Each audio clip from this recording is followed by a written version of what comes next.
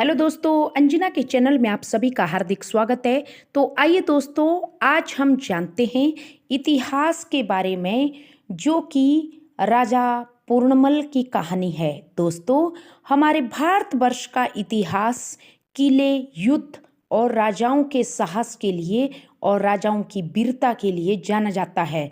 हमारे भारतवर्ष में अनेक महान राजपूत राजा हुए हैं। उनमें से एक था पूर्णमल राजा। दोस्तों, मध्य प्रदेश के भोपाल में एक किला था जिसका नाम रायसेन किला था।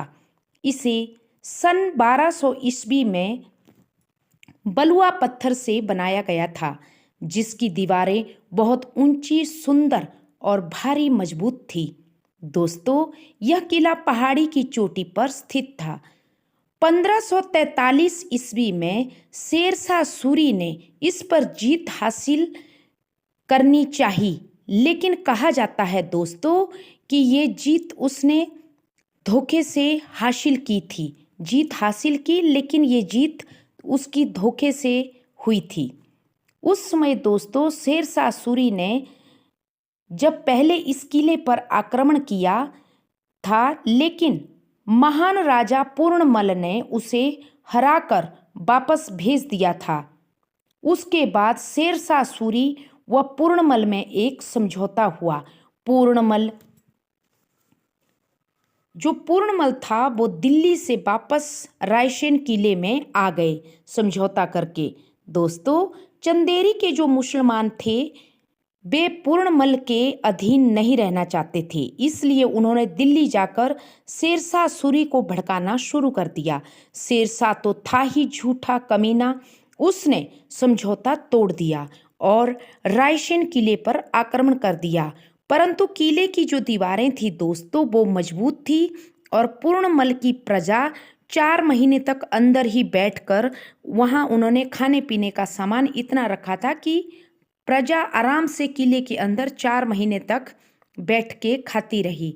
आखिर में शेरशाह ने तांबे के सिक्कों को पिघलाकर तोपों से उस किले की दीवारों पर निशाना लगाया, लेकिन दीवारों पर कोई असर नहीं हुआ, वो सब व्यर्थ हो गया। दोस्तों, अब शेरशाह सूरी ने दोबारा पूर्णमल से समझौता करने का सोचा। दोस्तों, शेरशाह सूरी बहुत ज़्यादा धोखेबाज था और चालाक था। उसने धर्मपरायण राजा पूर्णमल से कहा, उसके पास एक अपना मंत्री भेजा कि मेरे को बहुत हानि हुई है और हम चाहते हैं कि आप हमारे साथ समझौता कर दें। पूर्णमल राजा ने कुछ विश्वास पात्र सैनिकों को साथ ले जाकर शेरशाह सूरी के साथ समझौता किया। दोस्तों, राजपूत राजा पूर्णमल बहुत ही वफादार और साहसी राजा था, लेकिन शेरशाह सूरी धोखेबाज था। उसने दोबारा राजा पूर्णमल के साथ धोखा किया और एक चाल चली। पूर्णमल ने बहुत खुशी के साथ किले में ऐलान करा दिया कि शेरशाह के साथ समझौता हो गया है, आप लोग निश्चिंत रहे। अब सारे राज्य के लोग, जो राजा पूर्णमल थे, उन्होंने उनको आदेश दिया कि 4 महीने के बाद हम सब लोग मेले के रूप में एक नगर के बाहर खुले मैदान में उत्सव मनाएंगे। ऐसे भी दोस्तों, सारे नगर के लोग किले के अंदर रहकर एक जगह घुट गए थे, तो उन्होंने भी बड़े आराम से निहत्थे और उस मैदान की ओर प्रस्थान किया। सारे मैदान में टेंट वगैरह लगाए गए। अब सारे राज्य के लोग किले के बाहर एक समारोह मनाने लगे और सभी लोगों ने वहाँ टेंट लगवाए और मेला सजने लगा। राजा पूर्णमल भी अपने 3 बच्चों सहित और रानी रत्नावली के सहित मेले में शामिल हुए और अपने शिविर में बैठ गए। दोस्तों, तभी अचानक जब सारे लोग एक जगह एकत्रित हो गए, तो तभी शेरशाह सूरी ने अचानक मेले पर निहत्थे लोगों पर आक्रमण कर दिया। राजा पूर्णमल समझ चुके थे कि शेरशाह सूरी बहुत ज़्यादा धोखेबाज है। राजा पूर्णमल दोस्तों शिविर में गए। उन्होंने रानी से कहा कि हमारे साथ धोखा हुआ है। रानी ने कहा कि शेरशाह से हम और उम्मीद कर भी क्या सकते हैं।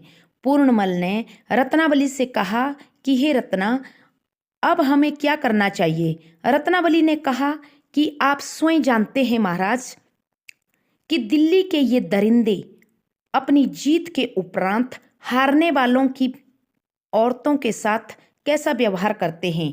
ये बहसी दरिंदे हैं, इनसे और उम्मीद करना भी बेकार है। इसलिए आप लड़ने से पहले मेरा सिर काट दें।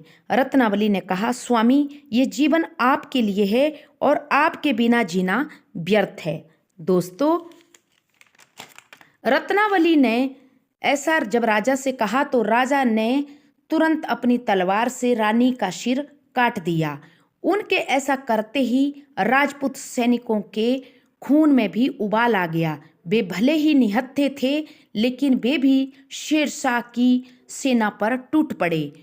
दोस्तों, पूर्णमल रानी के कटे हुए सिर को बाहर ले जाकर आए। पूर्णमल के शिविर में 3 नन्ही जानें और भी थी। पूर्णमल राजा के 2 छोटे बेटे और एक 15 साल की बेटी थी।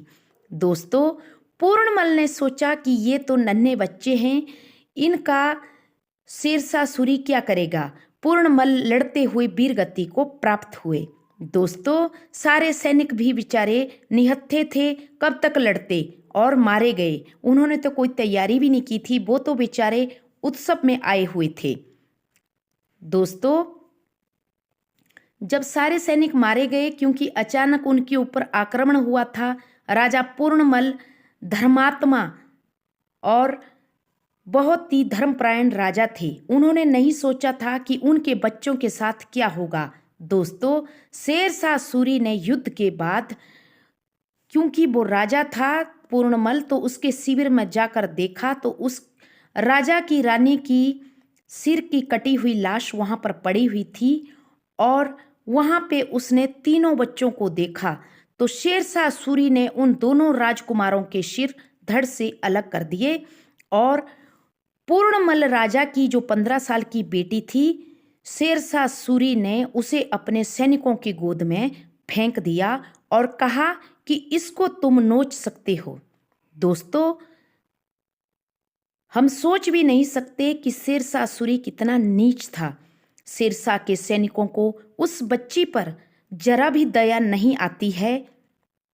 दोस्तों, बाद में जब उन सैनिकों का दिल भर गया तो उस बच्ची को दिल्ली के बाजार में वेश्यावृत्ति में भेज दिया जाता है।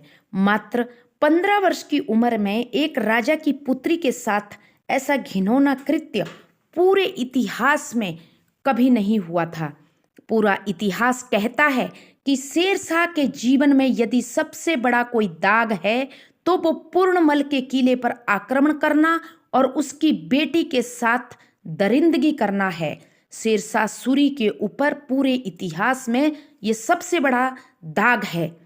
दोस्तों, पूर्णमल राजा की जो बेटी थी, जो कुछ समय पहले एक राजकुमारी थी और जिसकी तरफ आंख उठाकर कोई नहीं देख सकता था, वह दिल्ली के बाजार में उस बेचारी को कोठे पर बिठाया गया। दोस्तों, अभी साल भर भी नहीं हुआ था कि शेरशाह 1544 में कलिंजर के किले पर हमला कर दिया शेरशाह सूरी ने। कहते हैं दोस्तों कि शेरशाह ने पूरा दिमाग लगा दिया, लेकिन शेरशाह पर तोप का गोला जब वापस आया और दर्दनाक मौत से शेरशाह सूरी मारा गया। शायद राजा की उस बेटी की ही वो बद्दुआ थी जो शेरशाह को जीत के 6 महीने के बाद अपने प्राण गंवाने पड़े, और वो भी दर्दनाक मौत के साथ। उस शेरशाह को तो कभी नरक में भी जगह नहीं मिलेगी। शेरशाह को राजा की बेटी की ही बद्दुआ पड़ी। और कहते हैं दोस्तों कि शेरशाह की मृत्यु के कुछ समय पश्चात राजा की जो 15 साल की बेटी थी, राजा पूर्णमल की, वो भी मृत्यु को बेचारी प्राप्त हो गई।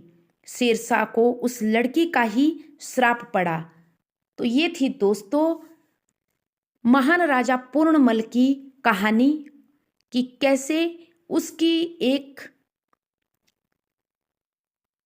बेटी के साथ शेरशाह सूरी के सैनिकों ने कैसा घिनौना दुष्कृत्य किया। दोस्तों, आप सोच सकते हैं कि पुराने ज़माने में कैसे कैसे युद्ध हुए हैं। हम लोग तो आज आज़ादी की ज़िंदगी जी रहे हैं। इसके लिए इस परमात्मा का बहुत बहुत शुक्रिया। Thank you.